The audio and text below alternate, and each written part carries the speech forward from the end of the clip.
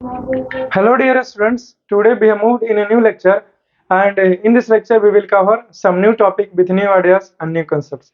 Hi everyone, my name is Eras. मेरा नाम eras है. ओके. और बहुत सारे टॉपिक को मैं डील करूंगा इसी लेक्चर में बातें करते हुए, जैसे कि हमने प्रीवियस लेक्चर में आपको बहुत सारे चीज़ों के बारे में नॉलेज दिया है. ठीक उसी प्रकार से इस लेक्चर में भी बहुत सारे टॉपिक के बारे में नॉलेज मैं आपके साथ शेयर करूंगा. ठीक है ना. तो आप करना क्या है, आप बस एक ही काम कीजिए कि जो कुछ भी मैं चीज़ें आपको बतला रहा हूँ उसे अच्छे से पढ़ना, उसे अच्छे से समझने का प्रयास करना. कहीं डाउट रहेगा चैट सेक्शन में जरूर लिखना, क्योंकि आप लोगों के लिए ही वहां पे मैं ओपन कर रखूँ. राइट नाउ अब समय आ गया है कि बहुत सारी चीजों के बारे में डिस्कशन किया जाए. राइट तो okay, no problem, let us see. Right तो आपका टॉपिक आता है and the name of the topic is that increasing. Name of the topic is that is the increasing soil fertility. अब सॉइल का जो फर्टिलिटी है उसको इंक्रीज करने के लिए, उसको बढ़ाने के लिए हम लोग किस प्रकार से माइक्रो ऑर्गेनिजम्स का इस्तेमाल करते हैं या फिर माइक्रो ऑर्गेनिजम्स का इस्तेमाल होता है, इन्हीं सारी चीजों के बारे में डिस्कशन करने वाला हूँ. तो okay, no problem, let us see. है कि नहीं. तो मैंने यहाँ पे बतला रखा हूँ जी कि some bacteria and blue green algae are able to fix nitrogen gas from the atmosphere to enrich the soil with nitrogen compounds and increase its fertility. ठीक है. NPK, nitrogen phosphorus and potassium जो है, nitrogen जो है वो soil को चाहिए ताकि उसका जो फर्टिलिटी है वो और बढ़ जाए. ठीक है ना. और यहाँ पे बताया गया कि कुछ बैक्टीरिया और कुछ ब्लू ग्रीन एल्गी नाम के माइक्रो ऑर्गेनिजम्स है जो क्या करता है, तो हमारे एटमॉस्फेयर में नाइट्रोजन प्रेजेंट है, इसी नाइट्रोजन को कन्वर्ट करता है, फिक्स करता है नाइट्रोजन कंपाउंड में, और जो कि यूजफुल है किसके लिए, सॉइल के लिए.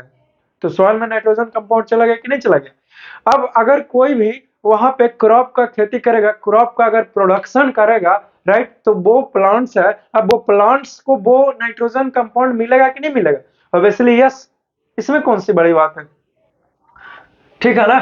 तो इस प्रकार से जो है वो ये बैक्टीरिया हम लोगों के लिए यूजफुल है कि नहीं है, फर्टिलिटी सॉइल का इंक्रीज कर रहा है कि नहीं कर रहा, ऑब्वियसली कर रहा है. Right, obviously yes. चलिए नेक्स्ट बता रहा हूं जी, in the nitrogen fixing bacteria, यानी कि वैसा बैक्टीरिया जो नाइट्रोजन को नाइट्रोजन कंपाउंड में बदल दे ताकि वो सॉइल है जो फर्टिलिटी को इंक्रीज कर रहे हैं, तो उसी को बोलते हैं nitrogen fixing bacteria. Right and blue green algae, और ब्लू ग्रीन एल्गी भी आर कॉल्ड बायोलॉजिकल नाइट्रोजन फिक्सेजर्स. फिक्सेजर्स या फिर फिक्सर्स. कौन लंच बॉक्स में क्या लाया मुझे पहले बताओ. अचार लेकर आया, मिठाई लेकर आया, यानी आई एम जस्ट किडिंग. तो आपसे कोई पूछे दो नाइट्रोजन फिक्सर्स का नाम बताओ तो क्या बोलेगा, तो bacteria and blue green algae. ठीक है. दो नाइट्रोजन फिक्सर्स माइक्रो ऑर्गेनिजम्स का नाम पूछे तो बैक्टीरिया और ब्लू ग्रीन एल्गी, ये हो गया, बोल देगा ना. चलिए अच्छी बात है. या फिर दो एग्जांपल्स पूछेगा तो भी यही बोलना है. अब क्यों बोले हैं नाइट्रोजन फिक्सर्स, ऐसा इसलिए क्योंकि ये जो है वो क्या करता है, नाइट्रोजन गैस को नाइट्रोजन कंपाउंड में कन्वर्ट कर देता है, जो कि क्या है, यूजफुल है इसके लिए, हमारे सॉइल के लिए. Right, obviously yes. नेक्स्ट बता रहा हूं जी कि rhizobium bacteria present in the root nodules of leguminous plants like peas, beans. Peas है और ये बीन्स है, तो पीस बीन्स जो है वो लेज्यूमिनस क्रॉप है. राइट तो लेज्यूमिनस क्रॉप के रूट नोड्यूल्स में राइजोबियम बैक्टीरिया होता है. मैंने चैप्टर फर्स्ट में भी पढ़ाया है आपको, लेज्यूमिनस क्रॉप के बारे में बातें करते हो, क्रॉप प्रोडक्शन एंड मैनेजमेंट में ही पढ़ा, और यहाँ भी बता रहा हूँ. तो रिवाइज हो गया है कि नहीं. तो प्रेजेंट होता है जो क्या करता है, also fix atmospheric nitrogen and increase soil fertility. Root nodules of leguminous crop और लेज्यूमिनस प्लांट्स में क्या पाया जाता है, रूट नोड्यूल्स में, लेज्यूमिनस क्रॉप के रूट नोड्यूल्स में राइजोबियम बैक्टीरिया पाया जाता है. और ये राइजोबियम बैक्टीरिया की खासियत यह है कि नाइट्रोजन गैस को नाइट्रोजन कंपाउंड में क्या क्या करता है, तो कन्वर्ट कर देता है, जो कि सॉइल के लिए इंपॉर्टेंट है, यूजफुल है, लाभदायक है, लाभकारी है. समझ गया. किसी को कोई दिक्कत कोई प्रॉब्लम तो बोलेगा नहीं है. चलिए very good and very nice. चलो if you wants then you can write it, आप चाहो और आप इसे लिख लो. ये फिगर है the nitrogen fixing blue green algae, blue green algae जो है वो कुछ इस प्रकार से दिखता है। तो आप देख सकते हो एक फिगर्स है, आप चाहो तो इस फिगर को बना सकते हो फेयर कॉपी में, लेकिन याद रहे कलरफुल में ही बनाना ताकि कोई दिक्कत। ब्लू और हल्का सा ब्लू और हल्का सा व्हाइट और हल्का सा आसमानी कलर, हल्का सा ये क्या बोलते हैं ग्रीन कलर इस्तेमाल करके बना लो जैसे तैसे, है कि नहीं। एनी हाउ, चलिए बना लिया होगा। चलो नेक्स्ट पेज पे मूव करता हूँ, अब आगे बढ़ सकता हूँ मैं, लिख लिया होगा ना। चलिए very good, very nice. Next बता रहा हूँ जी कि क्लीनिंग द इन्वायरमेंट। अब देखिए हमारे वातावरण को, इन्वायरमेंट को किस प्रकार से क्लीन करने के लिए ये माइक्रो ऑर्गेनिजम्स जो है वो लाभदायक है, माइक्रो ऑर्गेनिजम्स का इस्तेमाल होता है। इन्हीं सारी चीजों के बारे में मैं बातें कर रहा हूँ, राइट, ऑब्वियसली यस। तो अब इसके बारे में भी जानकारी लेते हैं कि कैसे, हाउ इज इट पॉसिबल। बता रहा हूँ जी कि the micro organisms decomposers decom the microorganisms decomposes the harmful and smelly dead remains of plants and animals into harmless materials। देखिए होता क्या है, होता यह है कि जैसे कि कोई बैला मर गया, आई मीन बैल मर गया, भैंस मर गया, कुत्ता मर गया, डॉग मर गया, अब उसको ले जा करके कौन गाड़ेगा, कौन खाता है, कौन जलाएगा उसके लिए। ऐसा कोई करता है, बहुत कम करते हैं। अब करता है, पहले ऐसे नहीं करता था, उसको ले जाकर खाई में फेंक देता था, ठीक है, बुढ़वा कहीं का। अब जो खाई में वो आदमी बुढ़वा वाला फेंक दिया, बुढ़वा कोई काम करके, ठीक है कि नहीं, मूर्ख था, उसको गाड़ देना चाहिए था, है कि नहीं। तो हम आपसे ये सिखा रहा हूँ कॉन्सेप्ट में कि जब उससे फेंक दी जाए तो वो सड़ने लगेगा, गलने लगेगा धीरे धीरे, कि नहीं, तो महकेगा, जो इन्वायरमेंट को खराब किया, राइट। बट वही चीज एक समय आया कि सड़ गल के मिट्टी में परिवर्तित हो जाएगा, यानी कि क्लीन हो गया, साफ सफाई हो गया। तो किसने उसको सड़ाया और किसने उसको मिट्टी में बदल दिया, तो माइक्रो ऑर्गेनिजम्स ने ऐसा किया, समझ गया ना। तो कहीं ना कहीं ये माइक्रो ऑर्गेनिजम्स जो है वो हमारे इन्वायरमेंट को क्लीन किया कि नहीं किया, यानी कि साफ सुथरा किया कि नहीं किया। ऑब्वियसली यस, ऑब्वियसली किया है, राइट। चलिए वेरी गुड कि आप सीख रहे हो। सो दे क्लीन द इन्वायरमेंट, इसीलिए वो इन्वायरमेंट को क्लीन कर दिया। और नेक्स्ट लिख रहा हूं जी, बता रहा हूं कि the micro organisms also help in recycling the nutrients which is present in dead plants, dead animals, and their best in the soil that can be used by the green plants। और जो कुछ भी उसके उसके body के अंतर्गत में nutrients वगैरह है, अगर पोटेशियम, फास्फोरस, कैल्शियम वगैरह एक्सेट्रा आदि इत्यादि, अब उसको भी तो वो मिट्टी में बदल देगा, मिट्टी में समाहित कर देगा, कौन, डिकम्पोजर्स, माइक्रो ऑर्गेनिजम्स, राइट। तो वो इंपॉर्टेंट है कि नहीं इंपॉर्टेंट है। तो इस प्रकार से इन्वायरमेंट को सिर्फ माइक्रो ऑर्गेनिजम्स क्लीन ही नहीं करते हैं, बल्कि जो कुछ भी न्यूट्रिएंट्स होता है उसको और बढ़ावा दे देते हैं। तो न्यूट्रिएंट्स को और ऑब्टेन करने में, यानी कि न्यूट्रिएंट्स को और हासिल करने में और प्राप्त करने में हम लोग माइक्रो ऑर्गेनिजम्स का इस्तेमाल किए कि नहीं किए, जाने में चाहे अनजाने में। तो माइक्रो ऑर्गेनिजम्स किस प्रकार से हमारे इन्वायरमेंट को साफ सुथरा रखने में उसका हाथ है, उसका रोल है। आई होप डियर कि तुम इतनी सारी चीजों को सीखने का प्रयास कर रहा और सीखा भी होगा, राइट। तो आप क्या करो, आप इतनी सारी चीजों को लिख लो ताकि और भी बातें मैं आपसे कर सकूं। चलो लिख लिया, मिटा दें। चलो मुझे यकीन है कि आपने इसे लिखा होगा, वेरी गुड, वेरी नाइस। अब आगे बढ़ सकते हो, राइट, ऑब्वियसली यस। चलिए now go to the next page. Next जो है वो कुछ एक्टिविटीज है, राइट। अब इस एक्टिविटी को परफॉर्म करके देखते हैं कि एक्टिविटी जो है वो हमें क्या सिखा रहा है और क्या समझाने का प्रयत्न कर रहा है, राइट। चलिए ध्यान से देखना, एक्टिविटी है कि we will now describe on activity to show that some micro organisms decompose waste plant materials and convert them into useful manure. हम लोग एक्टिविटी करके देखने वाले हैं, एक्टिविटी करके सीखेंगे और इस एक्टिविटी के जरिए समझने वाले हैं कि किस प्रकार से जो माइक्रो ऑर्गेनिजम्स है वो प्लांट्स वगैरह या फिर प्लांट्स बेस्ट इज ये सब को क्या करता है, डिकम्पोज करके उसको मैन्यूर में बदल देता है, जो कि यूजफुल है, इंपॉर्टेंट है सॉइल के फर्टिलिटी को इंक्रीज करने के लिए, इनकी बढ़ावा देने के लिए, राइट, ऑब्वियसली यस। तो if you wants then you can write it, आप चाहो और आप इसे लिख लो। चलो लिख लिया होगा। हाँ सर, एक्टिविटी को भी लिखना है। क्योंकि खास है, इंपॉर्टेंट है। विद द सॉइल, तो यहां तक हो गया। बता रहा हूं जी कि टेक 2 फ्लावर पॉट्स, 2 गो फ्लावर पॉट्स लीजिए, 2 गो गमला लीजिए पेड़ पौधे का, 2 फ्लावर का अलग अलग गमला लो, ठीक है। Mark them A and B, और फिर जो है वो एक को ए नाम दो और दूसरे को बी नाम दो, right, वैसली yes. Fill each flower, और दोनों फ्लावर को flower pot half with soil, और दोनों को यहाँ तक आधा आधा आधा, जैसे कि 2 गमला है ना, तो दोनों गमलों को आधा मिट्टी से भर दो, ठीक है। जैसे कि भर दिया A and this is B, भर दिया मिट्टी से। और नेक्स्ट है कि take some plant waste such as fruit and vegetable peels, और कुछ प्लांट बेस्ट लीजिए, जैसे कि पेड़ पौधों को पत्ता लीजिए, कुछ टोमेटोज वगैरह लीजिए, सड़ा वगैरह, ये सब है कि नहीं। और फॉलन लीव्स यानी कि गिरा हुआ पत्ता एटसेट्रा, और भी कुछ। And bury them in soil, और मिट्टी में उसको क्या करो, गाड़ दो, राइट। इन पॉट ए में उसको गाड़ देगा, समझ गया ना। ब्यूरी ए पॉलिथीन बैग, और फिर अब एक पॉलिथीन बैग को लीजिए, एन एम्प्टी ग्लास बॉटल, और एक खाली ग्लास के bottle, and broken plastic toy, और प्लास्टिक का टूटा हुआ खिलौना लो, in the soil in pot B में लो, ठीक है। इस प्रकार से चीजें। तो मैं एक बार रिपीट करता हूं कि पॉट ए में और पॉट बी में क्या लेना है। पॉट ए में आधा गमला को आधा मिट्टी से भर दिया, आधा गमला को मिट्टी से भर दिया, और इसमें क्या कर रहे हैं, पत्ता ले लिया प्लांट के, टमाटर वगैरह सब ले लिए, कुछ फल वगैरह ना दिया इसमें, ठीक है, ना करके मिला दिया इसमें, समझ गया ना।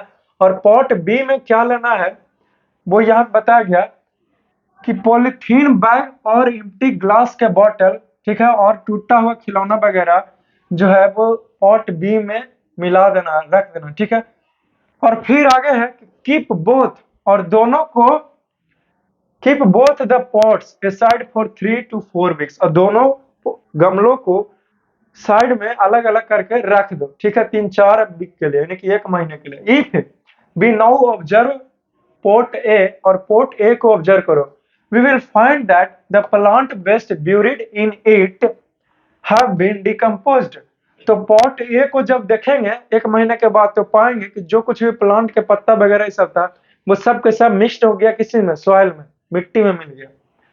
द प्लांट बेस्ट, जो पत्ता था पेड़ पौधे का बेस्ट, यानी कि टूटा हुआ पत्ता, बिखरा हुआ टहनी टहनी कुछ भी, प्लांट बेस्ट, जैसे में फ्रूट होगा, फल वगैरह कुछ लिए थे, वेजिटेबल्स पील, कुछ सब्जियां वगैरह का पत्ता, फॉलन लीव्स गिरा हुआ पत्ता लिया था पेड़ों का, हैव बीन, वो क्या हुआ, have been decomposed by the action of micro organisms present in the soil and converted into manure. तो जो ये सारे का सारा लिए थे पॉट ए में, वो सबको सड़ा गला करके मिट्टी में मिला दिया, और वो फाइनली किस चीज में निर्माण हो गया, तो मैन्यूर में बदल गया। वो मैन्यूर आपका रेडी है, मैन्यूर बन भी गया, तो मैन्यूर बनाने के लिए भी सीख गया। दिस मैन्यूर, और इस तरह का जो मैन्यूर है, contains the nutrients released from plant waste, और ये मैन्यूर तुमने तैयार किया, ये मैन्यूर में कौन सा न्यूट्रिएंट्स रहेगा, तो वैसा न्यूट्रिएंट्स रहेगा जो प्लांट के पत्तों में पहले से मौजूद था, जो वेजिटेबल्स में पहले से प्रेजेंट था, मौजूद था, वही रहेगा इसमें, राइट, ऑब्वियसली यस। नेक्स्ट बता रहा हूं जी कि दीज न्यूट्रिएंट्स, और ये जो न्यूट्रिएंट्स है, can be used for growing new plants, और इस न्यूट्रिएंट्स का इस्तेमाल कर सकते हो किस लिए, तो नए नए पेड़ पौधों को लगाने के लिए, नए नए पेड़ पौधों को जन्म देने के लिए, बढ़ाने के लिए, राइट। आगे है कि इफ हाउएवर, और अगर हम लोग बात करें, B look at pot B, और अगर पॉट बी की मैं बातें करूं, तो मैं तुझसे बता दूं कि वी विल फाइंड दैट, हम लोग यह देखेंगे या पाएंगे कि द पॉलिथीन बैग, और जो पॉलिथीन का बैग है, और ग्लास का बॉटल है, और प्लास्टिक का टॉय है, डिड नॉट गेट डिकम्पोज। तो ये जो चीजें हैं जो हमने पॉट बी में मिला है, ये सड़ा गला नहीं है, जस का तस ही है, एंड रिमेन्स एज सच, और पहले जैसा ही है ये।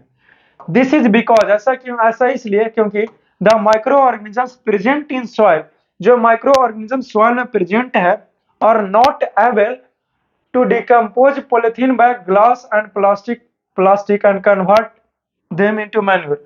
जो माइक्रो ऑर्गेनिज्म सॉइल में प्रेजेंट है पॉट बी में, उसके पास उतना कैपेसिटी नहीं है कि ग्लास बोतल को और टूटे हुए खिलौने को और कांच के ग्लास को कन्वर्ट कर दे, सड़ा गला दे और कन्वर्ट कर दे उसको मैन्यूर में, ये कैपेसिटी नहीं है, ठीक है ना।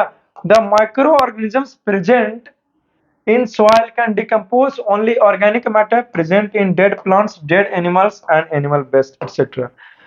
तो इस तरीके के एक्टिविटी से हमने देखा कि माइक्रो ऑर्गेनिजम्स जो है वो किस प्रकार से ऑर्गेनिक मैटर को क्या कर रहा है, सड़ा गला रहा है, ठीक है, यानी कि प्राकृतिक वाले चीजों को, जैसे प्लांट डेड यानी कि प्लांट के पौधा वगैरह ये सब हो गया, या फिर एनिमल कोई मर गया उसको भी सड़ा गला देगा, मिट्टी मिट्टी में मिला देगा, और प्लांट के पत्ते वगैरह भी, और एनिमल वेस्ट जैसे कि ह्यूमन के द्वारा टॉयलेट लैट्रिन वगैरह ये सब हो गया, पैखाना वगैरह, उस सब की भी बातें कर रहे हैं, तो सब के सब मिट्टी में मिला देगा।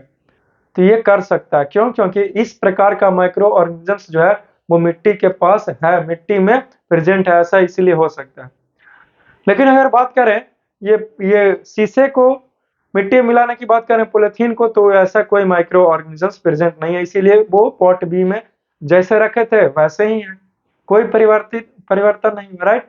तो मुझे यकीन है जी कि जो एक्टिविटी में जो कुछ भी चीजें मैंने तुझसे एक्सप्लेन किया है उसे आपने अच्छे तरीके से समझे होगे, उसे आपने लिखा भी होगा अपने नोटबुक में, नोट कॉपी में, राइट। तो तुम ये जो एक्टिविटी मैंने बताया है, एक्सप्लेन किया, इसे आप घर पे भी करके देख सकते हो कि ऐसा होता है कि नहीं होता, कि ऐसे ही सर पढ़ाते रहते हैं, ऐसे ही सब कुछ लिख दिया गया, ऐसा सच में होता है कि नहीं। तो सच में जो है वो पत्ता मिल जाए, 1 महीना बस इंतजार करना, तो अभी से रख लो, है कि नहीं। अभी तो गमला लाना पड़ेगा ना, अभी कैसे रखेगा, बट आप पॉट ला ना, ऐसे करके जरूर देखना, नहीं तो मिट्टी में खत करके ना देना कहीं भी। तो ठीक है ना, ये सारा कुछ लिख लिया होगा। So if you wants then you can write it, आप चाहो और आप इसे लिख लो। चलो लिख लिया होगा, लिख लिया, मिटा दें। चलिए, वेरी गुड, वेरी नाइस। मिटाना क्या है, मैं नेक्स्ट पेज पे मूव कर जाता हूँ, राइट। चलिए, very good. Now your next topic, and the name of the topic is that harmful micro organisms. यही आपका टॉपिक है। अभी तक हमने बहुत सारे चीजें पढ़ा था कि माइक्रो ऑर्गेनिजम्स जो है वो किस प्रकार से हमारे लिए यूजफुल है, और माइक्रो ऑर्गेनिजम्स जो है वो किस प्रकार से हमको नुकसान उतना नहीं पहुंचाता है। लेकिन अब पढ़ूंगा कि माइक्रो ऑर्गेनिजम्स जो है वो हमें नुकसान पहुंचा सकता है, हमको हानि क्षतिग्रस्त कर सकता है। तो इन्हीं सारी चीजों के बारे में डिस्कशन करते हुए आगे की मैं बातें कर सकता हूँ, राइट, ऑब्वियसली, यस। तो और चलो देखते हैं, okay, no problem, let us see. बता रहा हूं जी कि some of the micro organisms that can cause diseases in human beings और अदर एनिमल्स, प्लांट। कुछ कुछ माइक्रो ऑर्गेनिजम्स जो है, देखिए यहाँ पे ये फॉर्मूला नहीं हुआ कि एक के करतूत है तो सबके सबको बदनाम कर देते कि सब ऐसे ही है, एक ने धोखा दिया है, अरे तुम सबका यही हाल है, ऐसा नहीं होता है। ठीक उसी प्रकार से बोलते हो ना डायलॉग, ऐसा नहीं होता है, ठीक उसी प्रकार से ऐसा बिल्कुल भी नहीं है। मैं माना हम लोग जानते हैं कि हर माइक्रो ऑर्गेनिजम्स के चलते ही हम लोगों को बीमारी होता है, बट जिसका मतलब ये नहीं हुआ डियर कि दुनिया का हर एक माइक्रो ऑर्गेनिजम्स ही है जो हमें नुकसान पहुंचा सकता है, हमें बीमार कर सकता है, ऐसा बिल्कुल नहीं। अगर ऐसा होता जी तो माइक्रो ऑर्गेनिजम्स जो है वो दही में भी होता है। तो दही में जो माइक्रो ऑर्गेनिजम्स है, लैक्टोबेसिली और लैक्टोबेसिलस, ठीक है, वो हमें तो फायदा पहुंचाता है कि नहीं। अगर सब पहुंचाता तो वो नुकसान पहुंचाता ना। लेकिन हमने क्या पढ़ा, क्या सीखा कि कुछ माइक्रो ऑर्गेनिजम्स जो है वो हमें फायदा पहुंचाता है, और फिर पढ़े कि कुछ माइक्रो ऑर्गेनिजम्स जो है वो ना फायदा पहुंचाता है ना नुकसान पहुंचाता है, बस है तो है। और अब पढ़ेंगे कि कुछ माइक्रो ऑर्गेनिजम्स जो है वो हमें नुकसान पहुंचाता है, ठीक है ना। तो और चलो जानते हैं इन्हीं सारी चीजों के बारे में बातें करते हुए, okay, no problem, let us see, right, obviously, yes.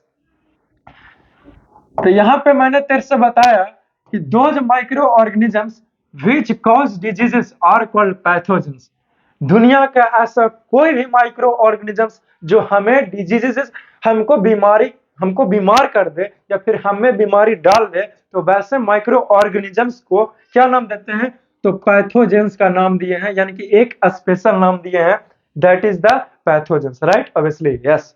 तो आगे की बातें मैं करूं ना, चलो, very good, very nice. Hence, इसीलिए पैथोजेंस और डिजीज कॉजिंग माइक्रो ऑर्गेनिजम्स, इसीलिए अंततः हमने बोला कि पैथोजेंस जो है वो क्या है, तो डिजीज कॉजिंग माइक्रो ऑर्गेनिजम्स है। ये डिजीज कॉजिंग माइक्रो ऑर्गेनिजम्स का मतलब हुआ कि वैसा माइक्रो ऑर्गेनिजम्स है जिससे हमें बीमारी हो जाता है या फिर हो सकता है, राइट, ऑब्वियसली यस। ठीक है, तो वो कौन है? तो वो है पैथोजेंस। ठीक है, चलिए, वेरी गुड, वेरी नाइस। अब कोई लड़का सोचेगा कि पैथोजेंस नहीं समझ, बता रहा हूं जी कि पैथोजेंस कैन भी और मे भी। पैथोजेंस कौन हो सकता है?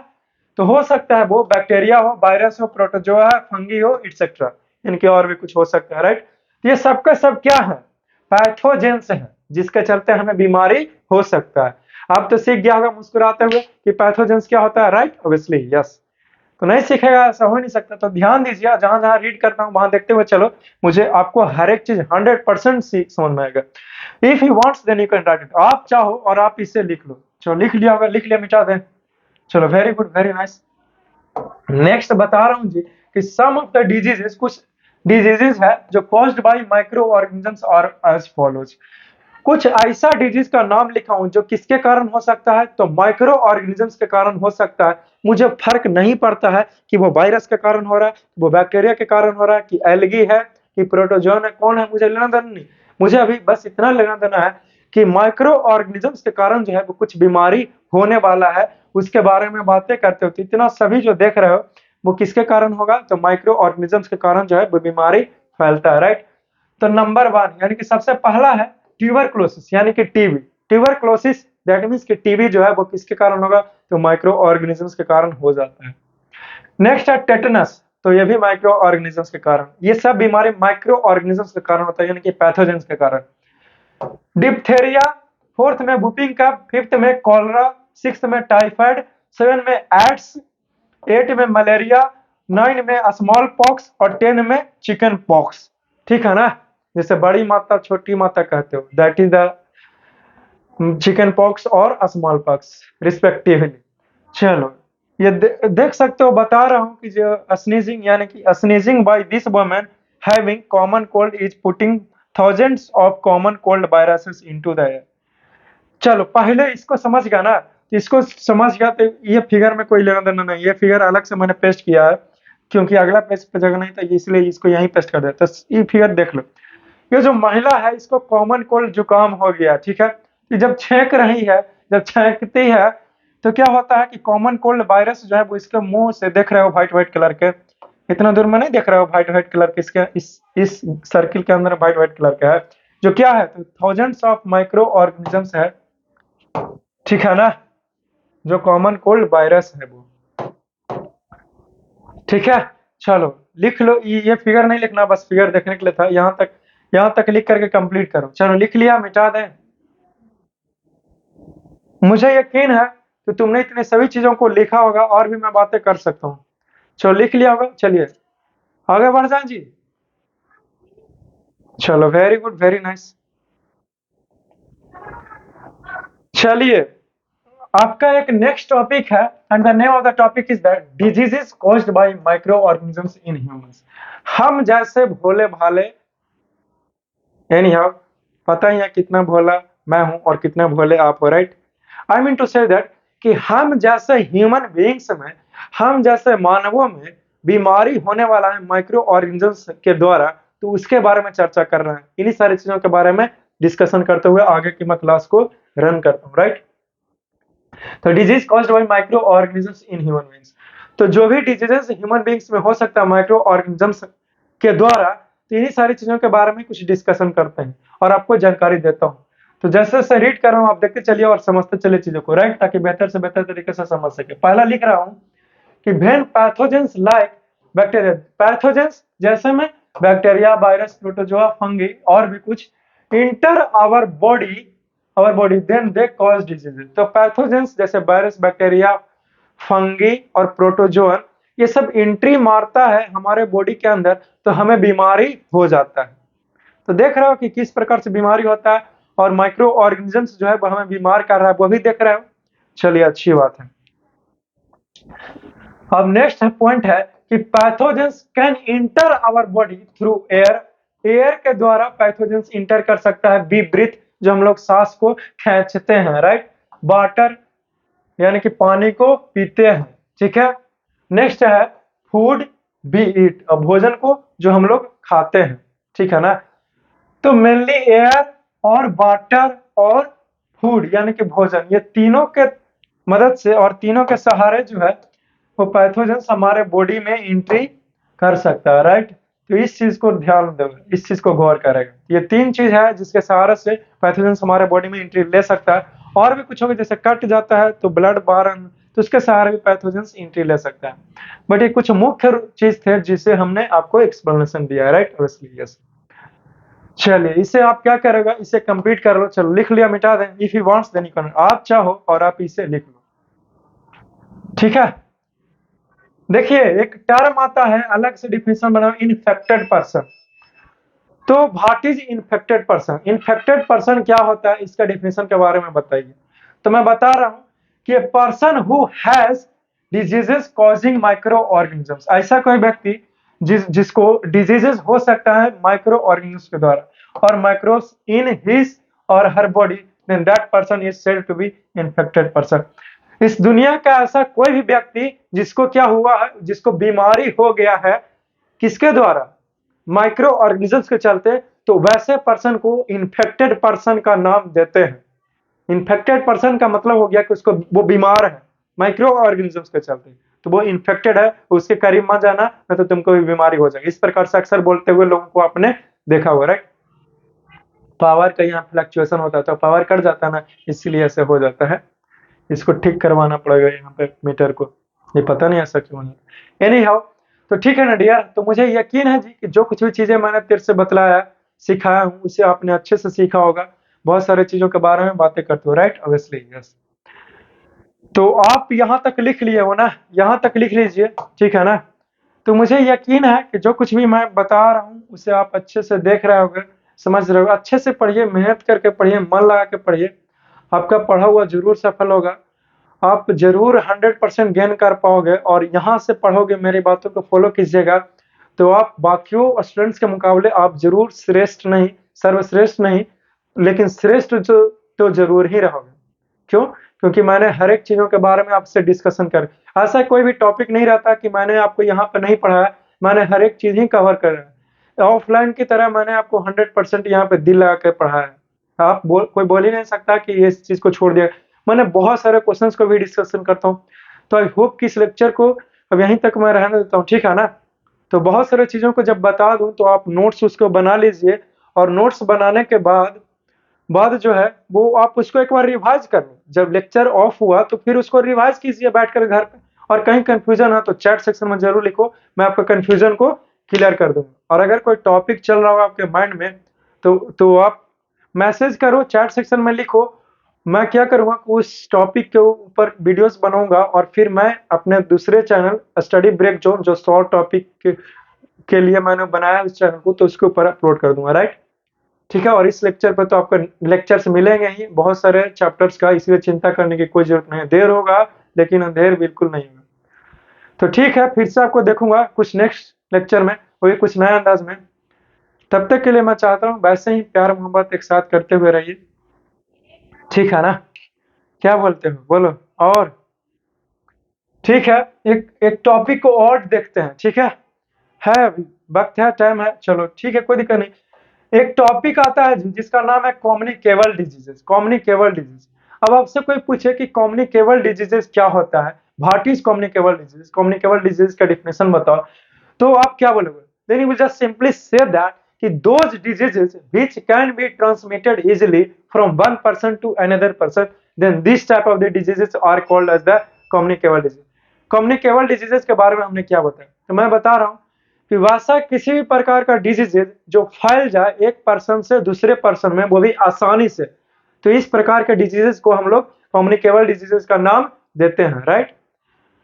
तो बता रहा हूँ कम्युनिकेबल डिजीज। अब देखिए यहाँ पे मैंने क्या लिखा है, मैं लिखा हूँ the diseases that can be spread और transmitted from infected person to a healthy person through air, water, food, physical contact etcetera are called communicable disease. यहाँ पे और आसानी से बनाने के लिए लिखा हूं कि वैसा किसी भी तरह का डिजीज जिसको आसानी से फैला सकते हैं इन्फेक्टेड पर्सन यानी कि खराब पर्सन से हेल्दी पर्सन यानी कि बढ़िया पर्सन में, किसके सहारे से, तो हवा के सहारे से, यानी कि बोले फूक मारे, उसने फूक को अंदर ले लिया, उसको हो गया फूड, यानी कि जूठा भोजन खिला दिए दोनों भाई बहन, या फिर भाई भाई बैठ के खा लिए, उसको भी हो गया बीमारी। फिजिकल कांटेक्ट, यानी कि उससे हाथ मिलाया, गला मिले तो उसको हो गया, है कि नहीं? और भी बहुत कुछ होता है एक्सेट्रा, और भी कुछ हो सकता है, और कौन, वही तो बोला कम्युनिकेबल डिजीज। तो ऐसा बीमारी को, इस प्रकार के डिजीज को क्या नाम देते हैं? तो कम्युनिकेबल डिजीज का नाम देते हैं, राइट, ऑब्वियसली, यस। अब कोई पूछा कि एग्जाम्पल बताइए, तो मैंने एग्जाम्पल लिख रखा है। फॉर एग्जाम्पल, जैसे मैं एग्जाम्पल में कॉमन कोल्ड डिजीज, जिसे जुकाम बोलते हो, कोलरा हो गया, चिकन पॉक्स हो गया, ट्यूबरक्लोसिस जिसे शॉर्ट में टीवी के नाम से जानते हो, मलेरिया हो गया, एड्स हो गया, ये सब के सब कम्युनिकेबल डिजीज है जी, यानी कि एक पर्सन से दूसरे पर्सन आसानी से फैलाया जा सकता है। अब यहां तक लिख सकते हो, राइट, क्योंकि हमने हर एक चीज का एक्सप्लेनेशन दे दिया है, ठीक है ना? चलो लिख लिया, मिटा दें, लिख लिए होगा। देखते हैं कि कम्युनिकेबल डिजीज से कुछ रिलेटेड चीजें हैं तो बताऊंगा और नहीं बताओ। तो आज के इस लेक्चर में मैं यहीं तक आपको छोड़ता हूँ, ठीक है ना? तो बहुत सारी बातें करूंगा कुछ नेक्स्ट लेक्चर में, वो भी कुछ नए अंदाज में। तब तक के लिए ऐसे ही प्यार मोहब्बत करते रहिए। मैं दो ही तरह की बातें करती हूँ, या तो ठुकरा दो या फिर प्यार करो।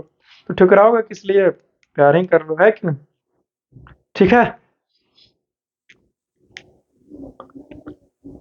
चलो समझ गया ना? तो चैट सेक्शन में जरूर लिखिए कि आपको कैसा लगता है, यहाँ से चीज़ों जो है वो बेहतर से बेहतर तरीके से समझ पा रहे हो, नहीं समझ पा रहे हो, और अपने फ्रेंड्स वगैरह ये सबको भी बताइए, ताकि वो भी 100% गेन कर पाओ। क्योंकि भाई नॉलेज नॉलेज के ऊपर सबका अधिकार होना चाहिए, है कि नहीं? नॉलेज कोई भी गेन कर सकता है। पहले नहीं से होता था कि कर्ण था शूद्र, वो सूर्यपुत्र था, लेकिन उसको पता नहीं था कि मैं सूर्यपुत्र हूँ, क्षत्रिय हूँ एक, लेकिन शूद्र का उपाधि दिया गया, राइट? तो उसको पहले पहले और डिस्क्रिमिनेशन था जी। अब नॉलेज हुआ, अब हम लोग इस सबको लड़ के भगा दिए, दूर खत्म कर दिए समाज में। पहले उसको ये तीर धनुष का नॉलेज नहीं देता था, लेकिन फिर भी उसने सीखा। तो जुनून भी होना चाहिए, और हर एक चीज आप तो खैर क्या ही करना, इसलिए हर एक का अधिकार है नॉलेज पे, राइट? ठीक है, so love you all, see you soon, take care, best of luck, have a nice day, enjoy your day, and ठीक है, thank you for staying with me, right?